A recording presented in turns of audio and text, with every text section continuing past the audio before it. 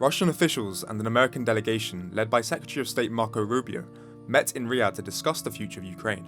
However, the absence of Zelensky and Ukrainian representatives has been noted, with Zelensky adamant that Ukraine won't recognise a peace deal which is negotiated without the presence of Ukraine and Europe.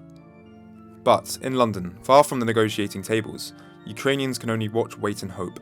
I spoke to 3 Ukrainians with unique backgrounds and connections to London. Maria, a student studying political science and a member of London-based group Women Fight for Ukraine, is hopeful of a peace deal, but not convinced that Ukraine won't lose territory in the process. Just creating a peace as if given territories of Ukraine is not a peace, a really peace.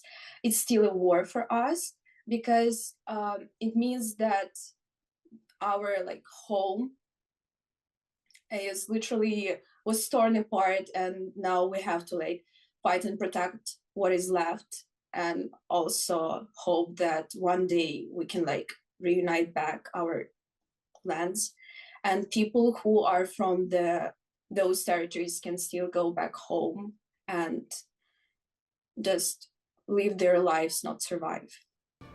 Homes for Ukraine is a sponsorship scheme that offers Ukrainians fleeing the war a home. Anastasia came to London on this visa, but returned home for family. She's in shock how long this war has gone on for.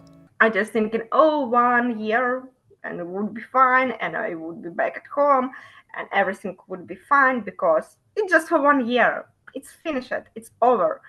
But another year and another year, when I don't know which price, also don't know, because if maybe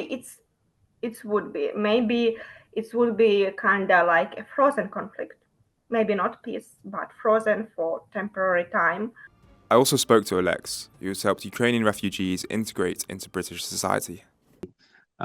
It's now that I know so many people. I know all the organizations, associations. I know everything that goes on in the Ukrainian community, not just because I create content, but I also created a portal with my colleague.